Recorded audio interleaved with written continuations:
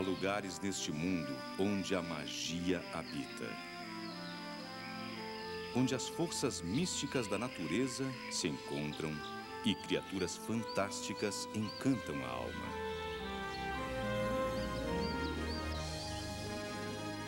Águas cintilantes e coloridas pelo sol lançam um feitiço sobre a grande barreira de corais na Austrália.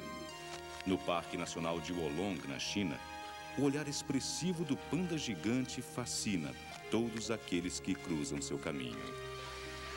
No Pacífico, maravilhas naturais povoam as Galápagos, ilhas tão selvagens quanto belas.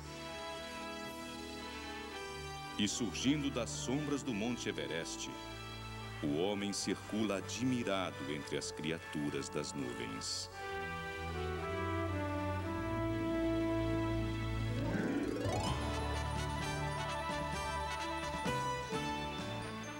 Esses são 4 dos maiores parques nacionais da Ásia e do Pacífico.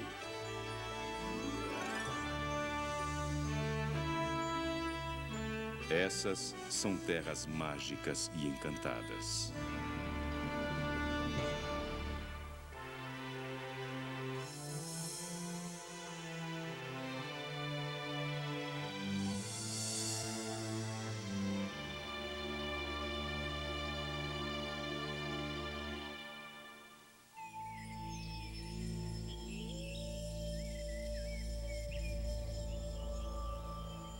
Esta é uma terra de tesouros antigos e surpreendentes. Entre eles, a Grande Muralha da China. A maior estrutura construída pelo homem existente no mundo. E o talento dos extraordinários artistas chineses.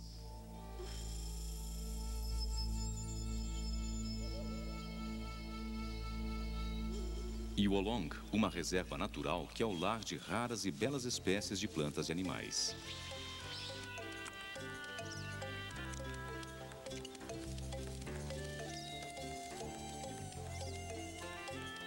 Wolong é a mais conhecida reserva florestal da China. Este parque nacional cobre uma área de mais de 2.000 quilômetros quadrados no sudoeste da China. Ele é impressionante por sua beleza e abundância.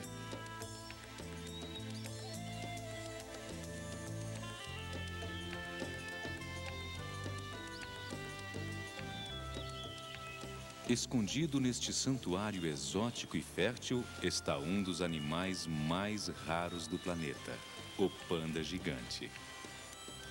Estas criaturas preciosas e esquivas habitam as florestas primitivas de Wolong, o Parque Nacional Encantado. A oeste de Wolong, erguem-se as lendárias Montanhas das 4 Irmãs.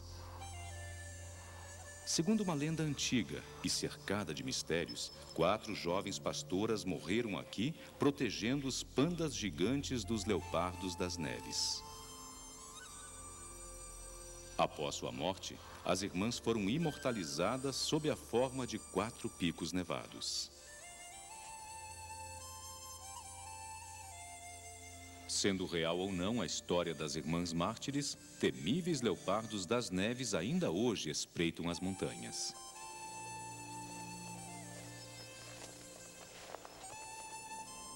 Sua cor pálida permite que se movam em busca de presas sem serem percebidos.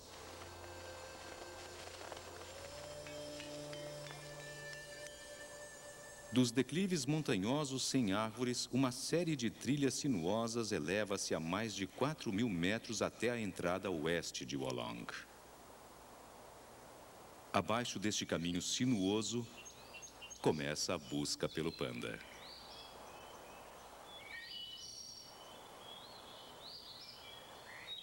Os vales enevoados e as densas florestas de Wolong abrigam mais pandas gigantes do que qualquer outra reserva no planeta. Durante milhares de anos, esta paisagem lhes forneceu refúgio contra os olhares curiosos dos homens.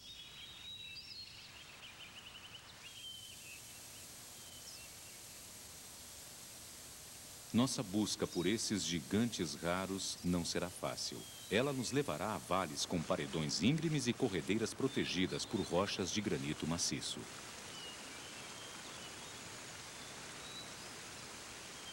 Em águas rasas, pássaros silvestres caçam insetos aquáticos. Em altitudes mais baixas, é possível ver inúmeros pegas azuis de bicos vermelhos.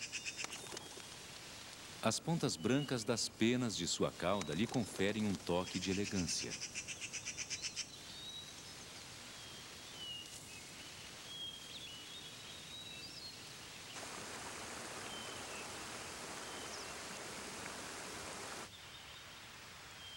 Alimentado por violentos afluentes, o poderoso rio Pitial atravessa o coração da reserva. Na região nordeste de Wolong, ele se encontra com o rio Zeng. A paisagem intocada deste desfiladeiro está entre as mais impressionantes de toda a China.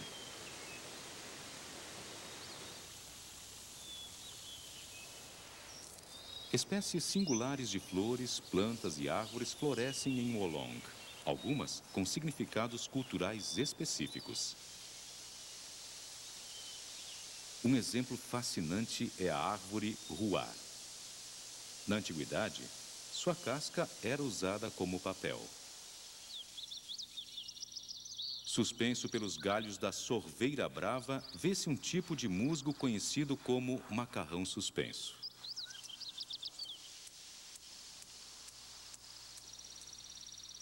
Na copa das árvores de Wolong, alguns animais parecem chamar a atenção para sua presença.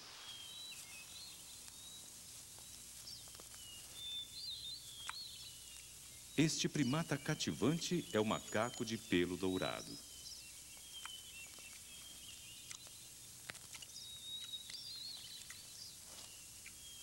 Até 300 indivíduos dessa espécie podem viajar em bando, alimentando-se por entre as montanhas da reserva. Estes macacos de cores vibrantes dividem as árvores de Wolong com outra criatura esquiva, o panda vermelho.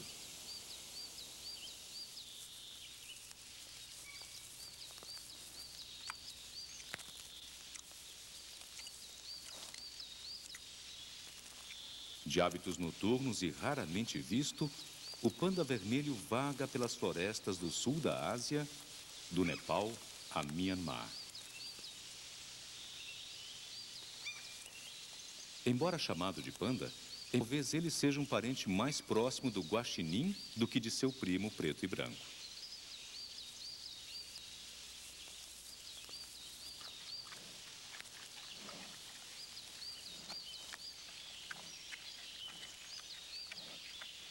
Entretanto, assim como o panda gigante, ele é extremamente dependente de um recurso inestimável que brota no solo de Wolong.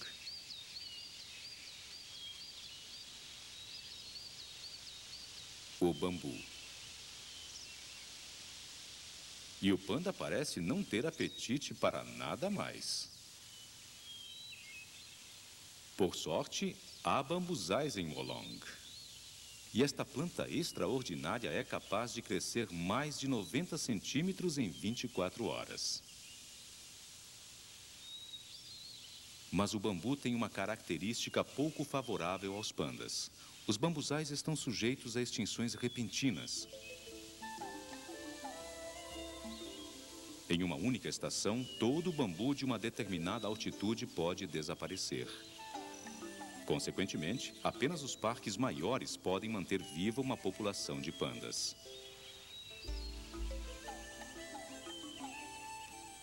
Evidentemente, os bambuzais são também o melhor local para se avistar um panda.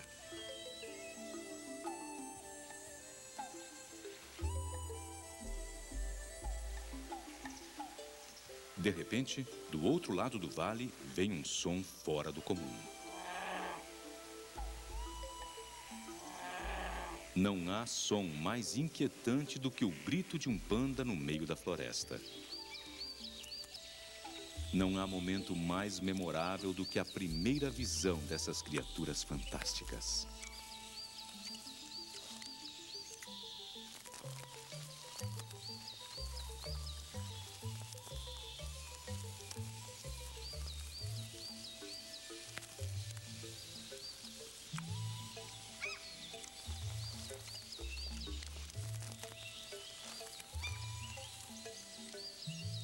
pandas gigantes têm um apetite voraz. Eles devoram pouco mais de 18 quilos de bambu por dia.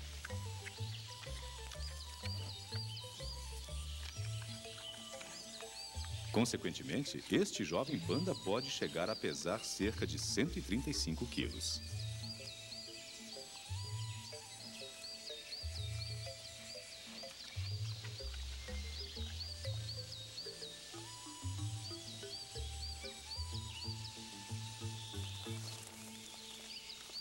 Os pandas preferem levar uma vida solitária e só procuram parceiros durante o período de acasalamento. Na primavera, a fêmea entra no cio, que dura apenas alguns dias. Como consequência, os pandas têm dificuldade para se reproduzir. Em média, eles dão cria apenas uma vez a cada 2 anos.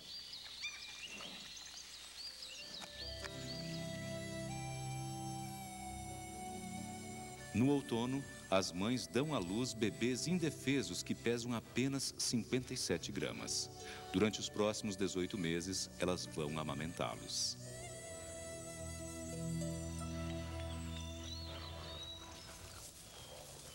Quando não estão demarcando seu território, nem procurando ou comendo bambu, os pandas estão descansando ou dormindo onde quer que encontrem um lugar confortável.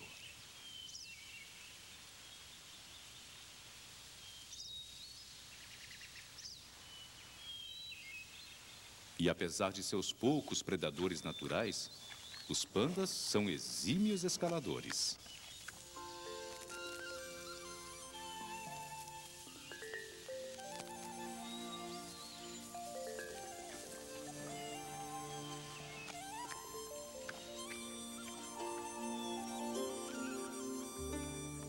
O panda gigante vive na China há 3 milhões de anos. Nos últimos séculos, porém, as moradias construídas pelos homens destruíram esse antigo habitat dos pandas, restando apenas alguns pequenos refúgios no sul. Hoje, estima-se que existam cerca de 1000 pandas gigantes. E muitos deles estão vulneráveis às extinções em massa de bambu. Felizmente, aqui em Wolong, os brotos de bambu são fartos e sempre há bambu suficiente em diferentes altitudes para todos. Mesmo no inverno, os pandas gigantes de Wolong ainda podem encontrar muito bambu seco para comer. Extremamente cativantes, estas criaturas estão assegurando o lugar de sua espécie no futuro. Nesta terra de donzelas mártires e picos nevados, eles são as joias de uma coroa chamada Wolong.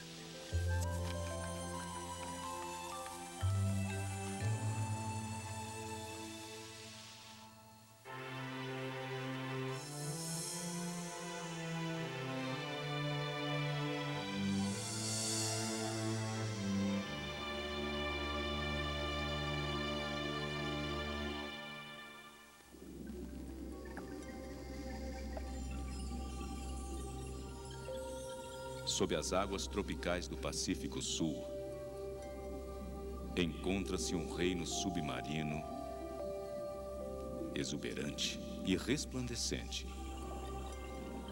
Um verdadeiro tesouro repleto de joias.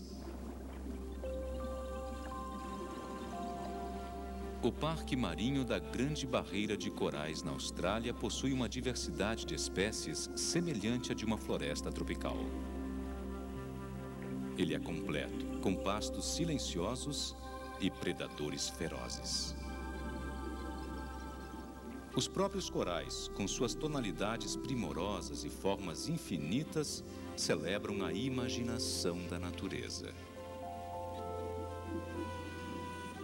Quando vivos, os corais são colônias de animais minúsculos, protegidos por esqueletos de calcário. Depois de mortos, os restos desses esqueletos se tornam a base de um milagre chamado a Grande Barreira de Corais. Do alto, ela parece se estender até o horizonte.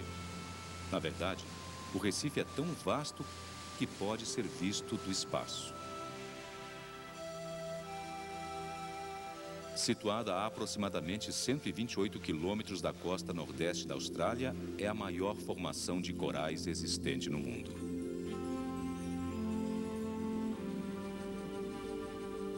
Com mais de 1.600 quilômetros de extensão, ela cobre uma área maior do que o Mato Grosso do Sul.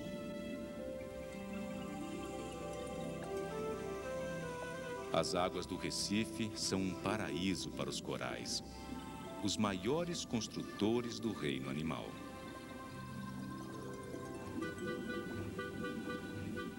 Eles assumem centenas de formas. Alguns são excêntricos, outros elegantes. Alguns de seus nomes descrevem sua aparência exterior. O coral cérebro, o leque do mar, o coral cravo e o chifre de veado. Estes bosques encantados podem parecer um jardim mágico, mas os corais não são plantas. São vastas colônias de animais do tamanho de uma ervilha. Seus parentes mais próximos são as águas-vivas. Este é um coral mole. Cada uma de suas partes é um único animal. Ou pólipo. Uma colônia tem origem em um pólipo pioneiro que faz brotar suas filhas, cada uma geneticamente idêntica à mãe.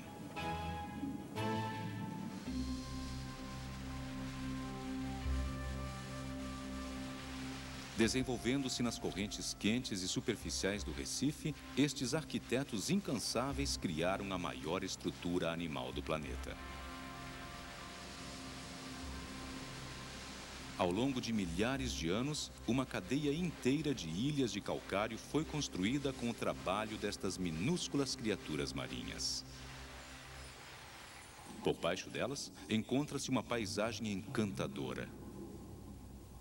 Uma selva submarina vibrante de criaturas misteriosas.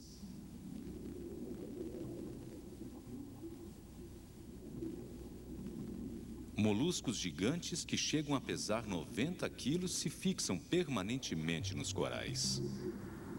Alguns acreditam que suas grandes conchas possam abocanhar a perna de um mergulhador e afogá-lo. Na verdade, porém, a carne dos moluscos é mole e aveludada.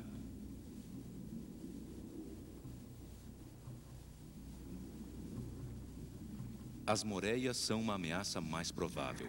Elas atingem mais de 3,5 metros de comprimento, mas são capazes de se enfiar nas fendas dos corais em questão de segundos.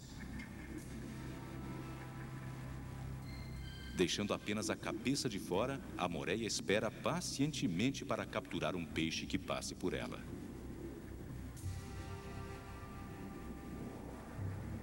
O peixe Napoleão se alimenta de crustáceos deliciosos que se escondem nos corais e atinge mais de 2,5 metros de comprimento.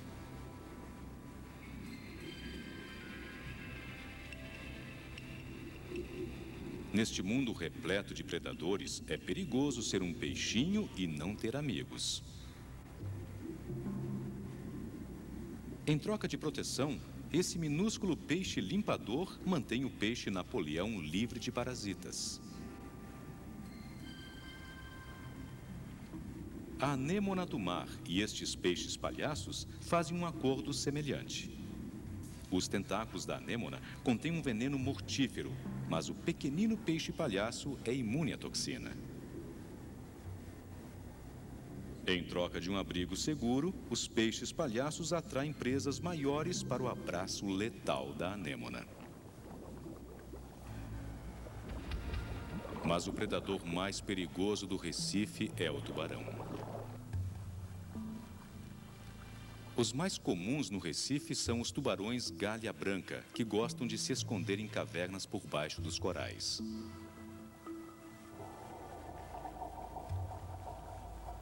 Os mergulhadores são aconselhados a não perturbar seu sono.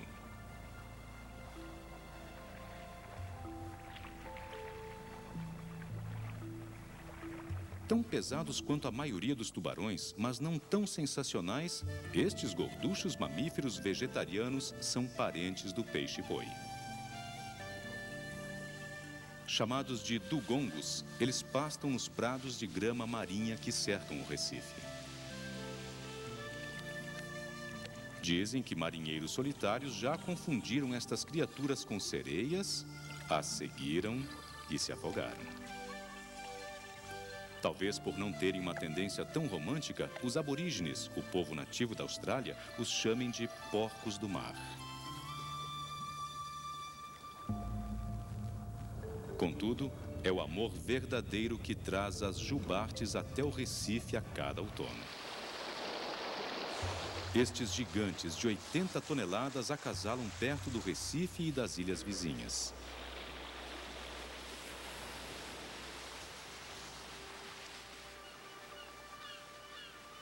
Algumas ilhas do parque são grandes o bastante para servir de lar para animais terrestres. Uma dessas ilhas parece uma versão em miniatura da Austrália, com todos os seus extraordinários animais selvagens.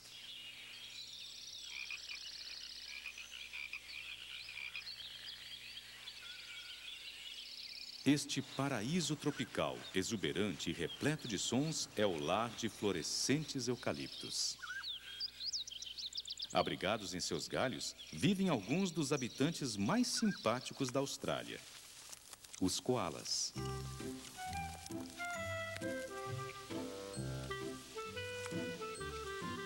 Sua alimentação consiste exclusivamente de folhas de eucalipto. Quando não estão comendo, as famílias de coalas passam o dia cochilando no alto das árvores. A soneca de um coala pode durar até 18 horas em um só dia.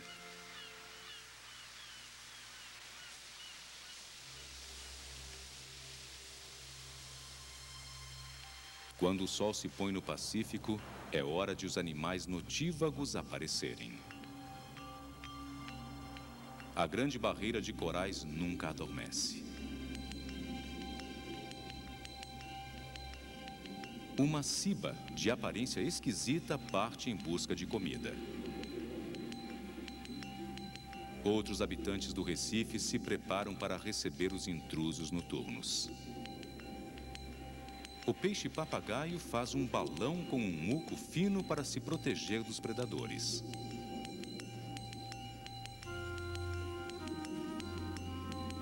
Mas os corais do Recife tornam-se indefesos quando um inimigo mortal se aproxima. É a estrela do mar, coroa de espinhos. Ela tem uma maneira particularmente desagradável de se alimentar. Essa estrela do mar espalha seu estômago sobre um pólipo de coral e o dissolve. Em apenas uma noite, uma única coroa de espinhos pode destruir uma colônia de corais que existe há mais de 100 anos. Mas os corais da Grande Barreira resistem. Na verdade, graças a uma estratégia fantástica, eles são capazes de expandir seus domínios de calcário. No fim do outono, aproximadamente 5 dias após a lua cheia, quando as correntes estão mais fracas, o espetáculo mais incrível do Pacífico se revela na Grande Barreira de Corais.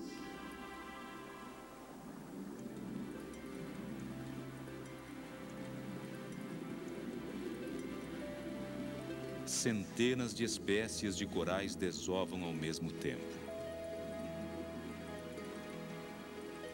Cada pólipo libera seu ovo e esperma, e aos bilhões, as células sexuais enchem o mar.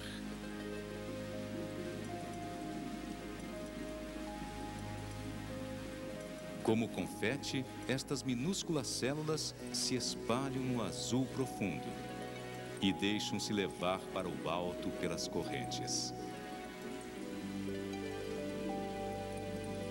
A maioria dos ovos será comida. Um banquete anual para as criaturas do Recife. outros bilhões serão lançados à costa. Muitos, porém, vão se encontrar por acaso nas águas quentes do Recife.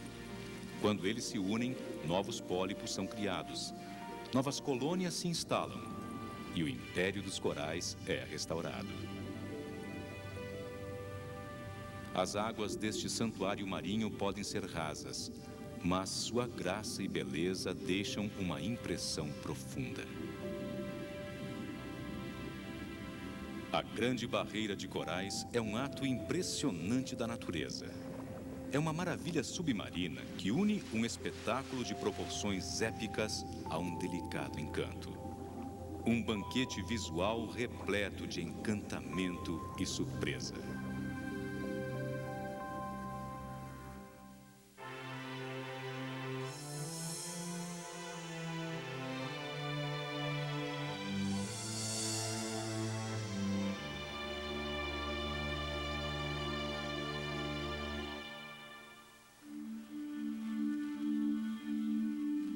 Há 10 milhões de anos, o Sol se ergueu em um milagre ardente.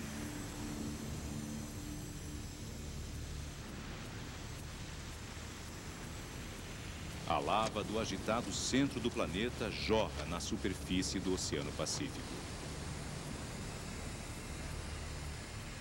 Durante eras, erupções submarinas construíram montanhas submersas, cujos cumes que se fundiram hoje estão expostos. As Ilhas Galápagos. Erupções vulcânicas continuam a formar estas ilhas. Santuários de diversidade como nenhum outro da Terra, elas constituem hoje o Parque Nacional das Ilhas Galápagos. Nascidas do fogo, espalhadas em um mar sem fim, estas mesmas ilhas são um paradoxo incomparável.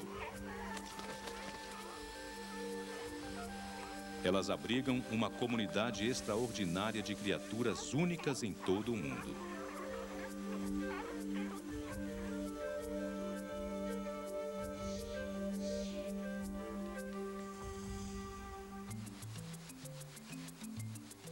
O Parque Nacional das Ilhas Galápagos localiza-se a 960 quilômetros da costa oeste da América do Sul. Suas 19 ilhas e 42 ilhotas pertencem ao Equador.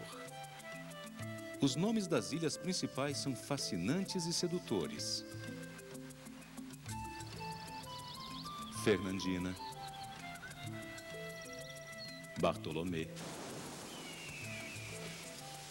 Espanhola, Santiago. As ilhas são pequenas, mas seu impacto em nossa forma de ver o mundo e suas criaturas é profundo.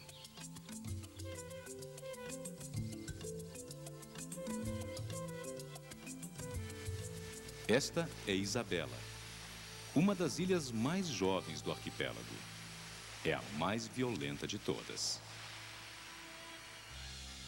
Isabela rompeu a superfície do Pacífico há menos de 1 milhão de anos.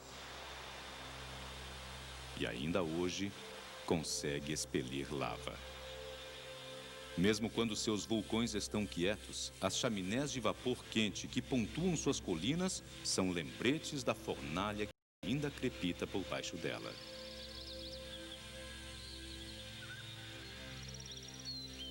No entanto, aqui no meio desses rochedos pontiagudos, novas vidas se estabeleceram. Quando a primeira ilha do arquipélago nasceu, os animais terrestres mais próximos viviam a mais de 800 quilômetros de distância.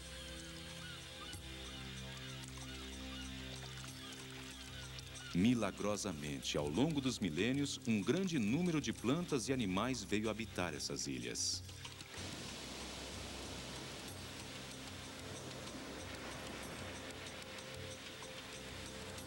Devido ao isolamento do arquipélago, eles encontraram santuários livres de predadores terrestres. Segundo os cientistas, o medo é apenas uma adaptação comportamental. E quando não é necessário, Ele não existe. Na ausência do medo, as criaturas de Galápagos são de uma inocência incólume.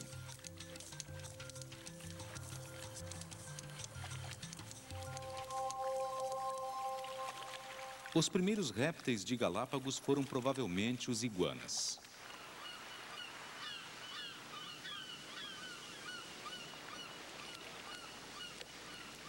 Eles deviam ser muito parecidos com estes. Eles encontravam pouco alimento na lava, a não ser pelo musgo que cresce somente na beira d'água.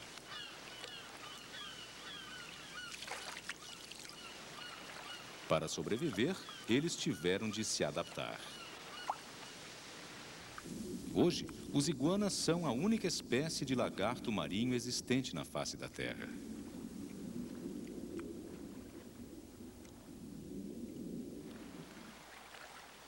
Estes pequenos dragões são encontrados nestas ilhas encantadoras e em nenhum outro lugar. Eles podem ser únicos, mas não são poucos. Com mais de 4.500 animais por milha de litoral, os iguanas marinhos totalizam 200.000 dentro do parque.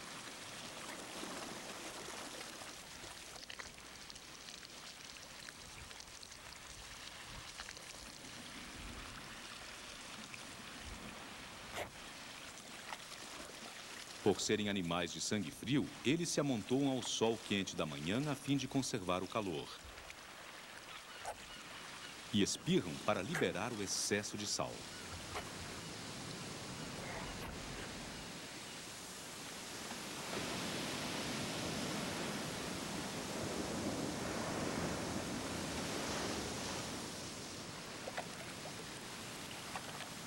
A generosidade do mar proporciona uma vida fácil a estes imigrantes. Mas indo para o interior, afastando-se da costa, a história é diferente. As crateras de vulcões ativos e inativos dominam a paisagem.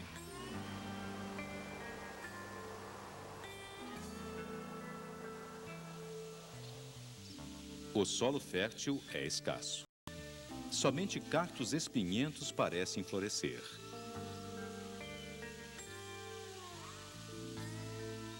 Eles podem não despertar o apetite, mas para este iguana terrestre das Galápagos, eles são a melhor opção do cardápio.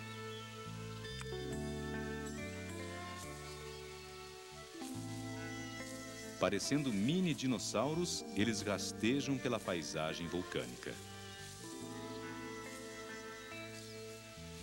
Podendo ter 10 vezes o tamanho de seus irmãos marinhos e pesando mais de 13 quilos, os iguanas terrestres são solitários.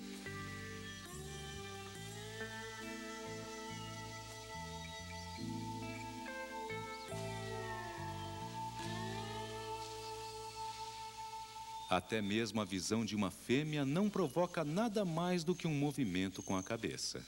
Neste ambiente seco, é muito importante conservar a energia.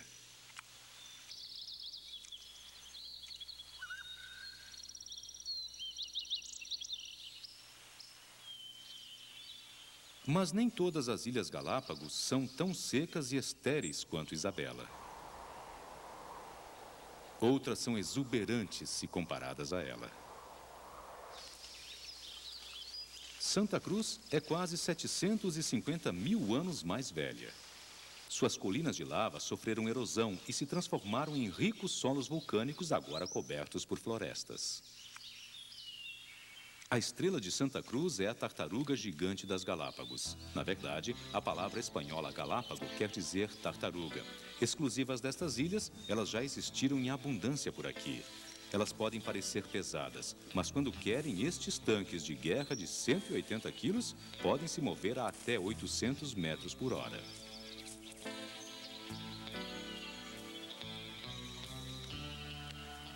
Um dos animais de vida mais longa do planeta. Alguns espécimes vivem até 100 anos.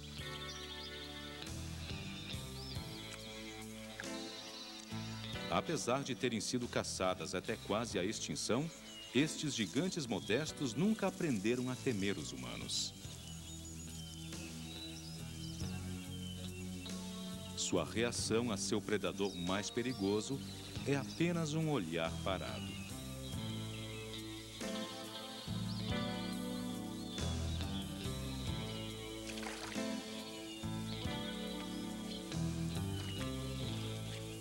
A mansidão das tartarugas fascinou o naturalista inglês Charles Darwin, quando seu navio, o Beagle, chegou às Galápagos em 1835.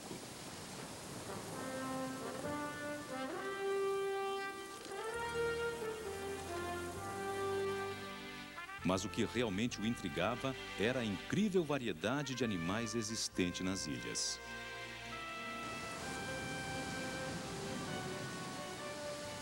Ele escreveu: "Nunca imaginei que ilhas distantes, cerca de 80 quilômetros uma da outra, e a maioria à vista uma da outra, formadas rigorosamente das mesmas rochas, sob condições climáticas semelhantes e de alturas iguais, seriam habitadas por seres diferentes. E os mais diferentes desses seres eram os tentilhões. Naquela época, como agora, eles pareciam ser apenas pássaros comuns. Hoje, no entanto, são tão celebrados quanto a própria espécie humana. Nestas ilhas, Darwin observou que o formato do bico dos tentilhões variava de uma ilha para outra. Isto era, segundo sua teoria, evidência de que novas espécies haviam se desenvolvido aqui. Mas uma pergunta permanecia sem resposta: como? Ele escreveu: "Parece que chegamos perto de um fato importante, o mistério dos mistérios. A primeira aparição de novos seres nesta terra." Darwin iria ponderar sobre esse mistério por mais de 20 anos. Finalmente, em 1859, ele publicou o livro A Origem das Espécies.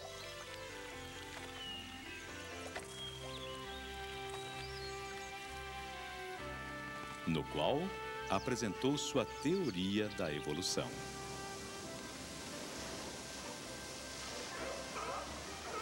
Desde então, as Ilhas Galápagos e seus tentilhões entraram para a história.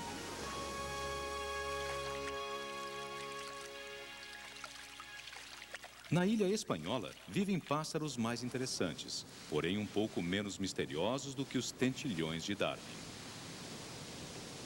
Uma das ilhas mais antigas do parque, a erosão transformou seu litoral em uma cadeia de penhascos vertiginosos.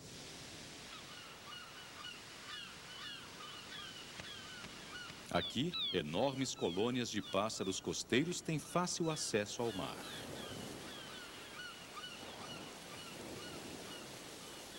Espanhola também é o lar dos mais inesperados dançarinos de valsa da natureza.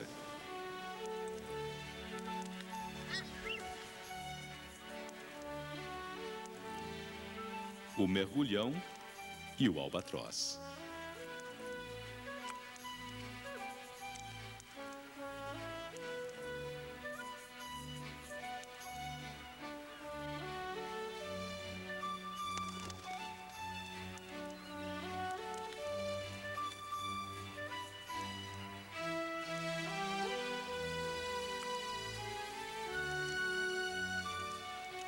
Embora as duas espécies nunca tenham dançado juntas, nestas ilhas encantadas, certamente isso é só uma questão de tempo.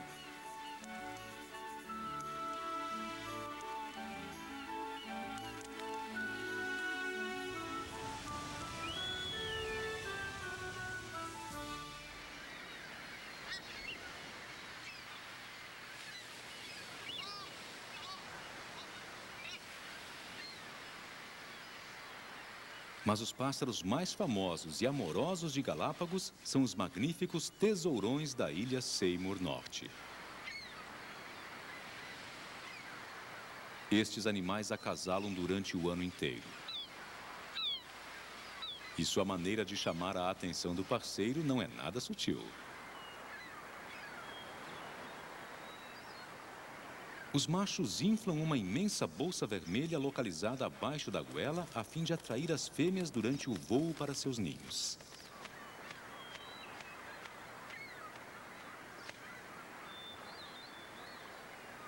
Os tesourões fêmeas observam atentamente os machos. Sucessivamente, o macho exibe suas plumas à sua futura parceira do amanhecer ao cair da noite. Mas se a fêmea não se impressiona, não adianta insistir. Pelo menos por enquanto. Parece que o romance é tão difícil de se concretizar em Galápagos como em qualquer outro lugar do mundo. Mas nada é mais difícil do que encontrar um lugar confortável para dormir em uma ilha rochosa.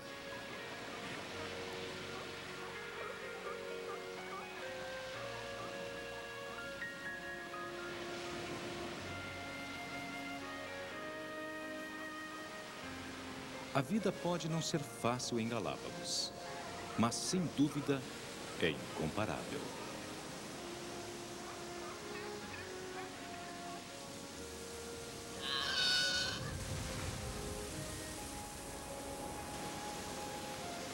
Contemplar estas ilhas é voltar ao passado e maravilhar-se com os eternos mistérios da natureza.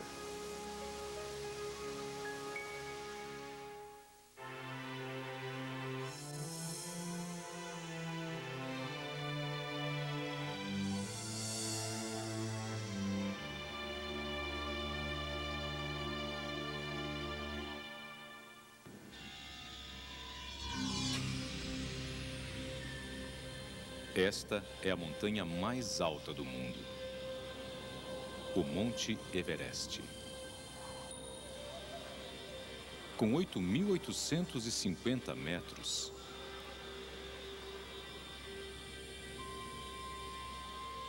seu cume parece tocar o céu.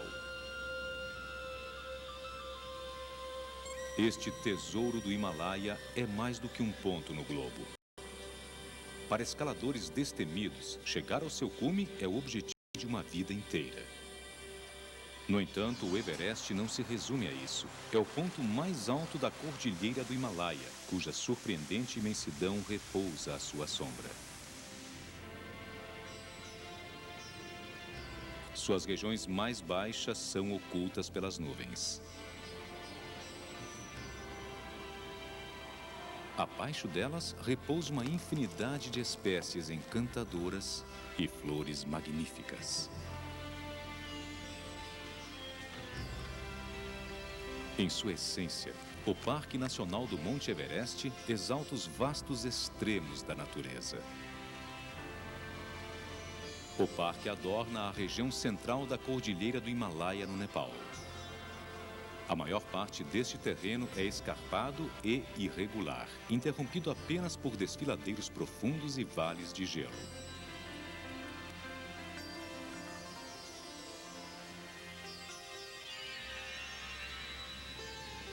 Há cerca de 50 milhões de anos, na fronteira nordeste da Índia, forças geológicas violentas empurraram as montanhas que chamamos de Cordilheira do Himalaia em direção ao céu.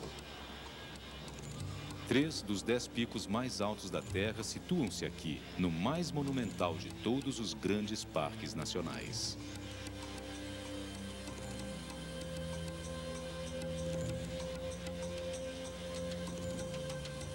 Ainda em companhia das nuvens, seu ponto mais baixo está a mais de 3.000 metros de altitude.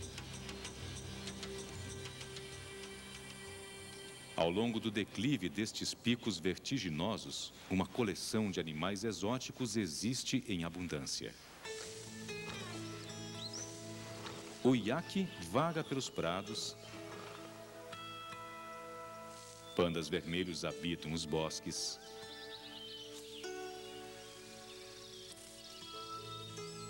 almiscareiros e carneiros chineses percorrem as encostas escarpadas do parque.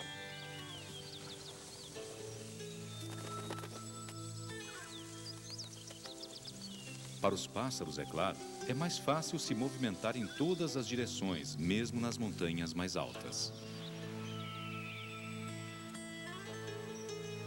E para um abutre do Himalaia, que paira nas correntes ascendentes de ar quente, não há barreira na terra que possa impedi-lo de ir aonde desejar.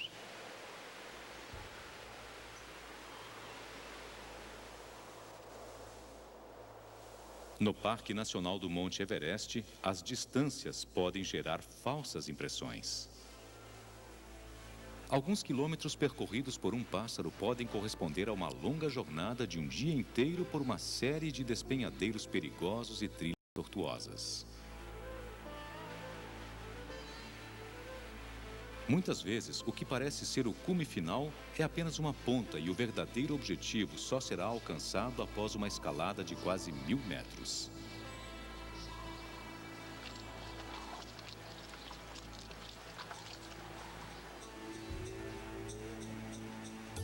Talvez apenas os Sherpas conheçam todos os truques destas montanhas.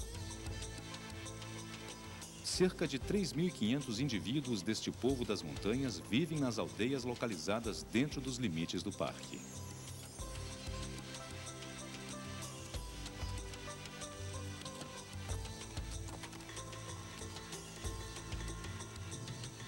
Os melhores alpinistas do mundo que visitam a região sabem que os Sherpas são um elemento indispensável para uma escalada bem-sucedida.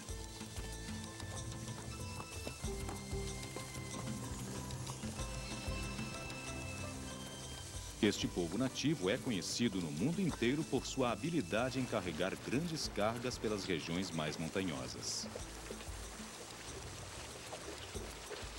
Fortes e corajosos, eles estão acostumados às condições extremas impostas pela altitude de seu lar.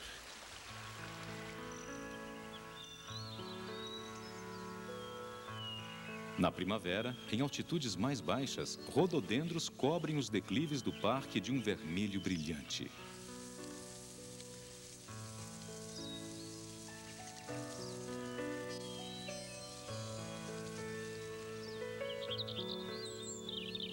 Os altos prados alpinos se enchem de flores.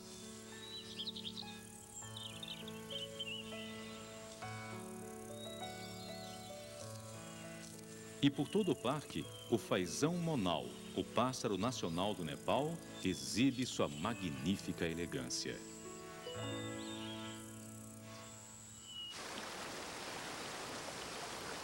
A primavera também é uma estação agitada para alpinistas e Sherpas. Todos sabem que as boas oportunidades são breves. Após uma subida de quase 5.000 metros, até mesmo os alpinistas profissionais se transformam em humildes visitantes. As árvores já não crescem em meio a este ar rarefeito.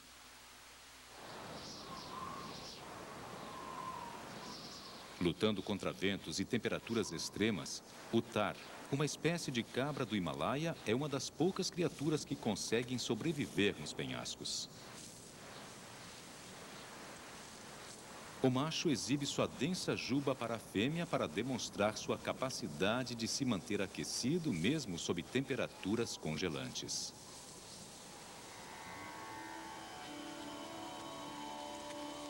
Em altitudes superiores a 6.000 metros, arbustos, pastagens e até mesmo líquens desaparecem. É o limite da vida. Além desta altitude, praticamente a única criatura viva é o alpinista.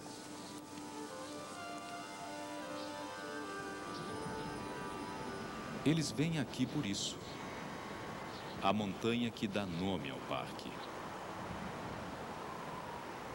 O mundo inteiro a conhece como Everest, mas os nepaleses a chamam de Sagarmatha, a mãe do universo.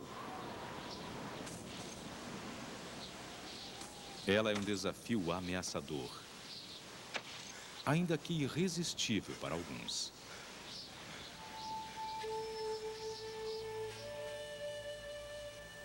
A primeira tentativa de chegar ao cume ocorreu em 1922. A escalada foi interrompida aos 8.320 metros, quando uma avalanche matou 7 Sherpas.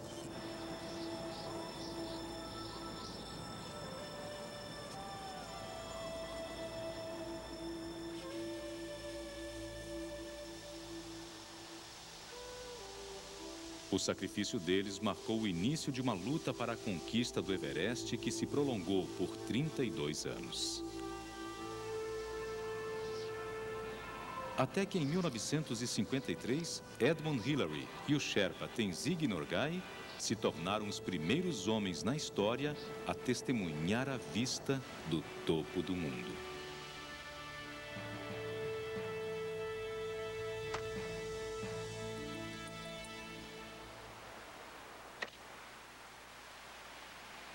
Hoje, alpinistas corajosos continuam a seguir os passos de Hillary e Norgay, ao se depararem com desafios traiçoeiros a caminho do cume.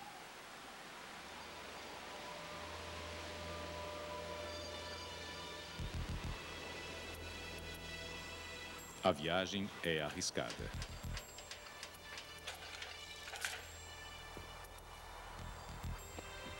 Os Sherpas e os alpinistas têm de usar escadas de alumínio como ponte para seguir caminho através deste caótico labirinto de blocos de gelo e fendas fatais.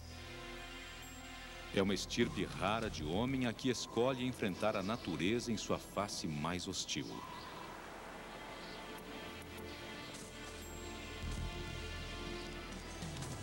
O ar rarefeito por si só já é o suficiente para reduzir um homem forte a uma criança franzina. Ou, o que é muito pior, roubar seu último suspiro.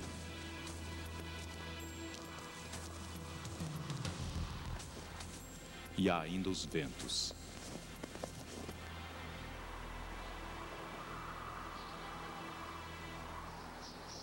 As tempestades podem aparecer sem aviso. As temperaturas podem despencar para 40 graus abaixo de zero em questão de minutos. Rajadas de ventos que passam a mais de 160 km por hora golpeiam os escaladores.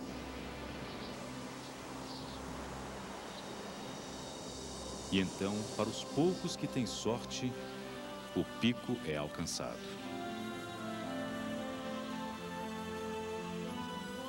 Lá embaixo está a mais bela paisagem de toda a natureza,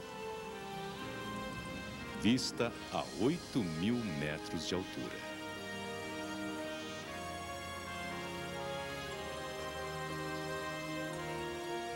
Everest é mais do que uma montanha.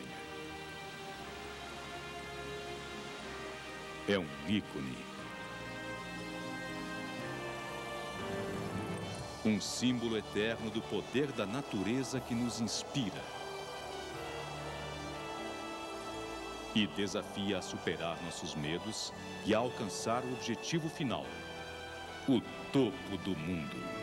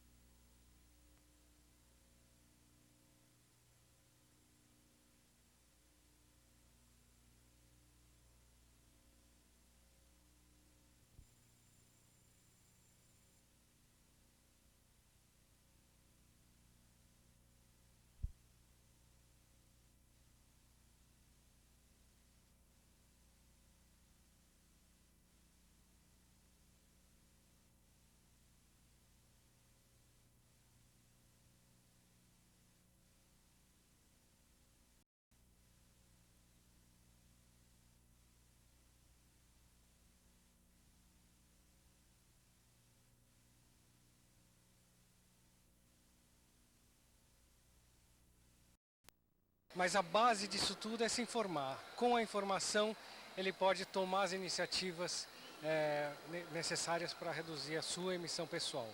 E quais as conclusões do estudo acerca do aumento do nível do mar em Vitória? Nós fizemos uma simulação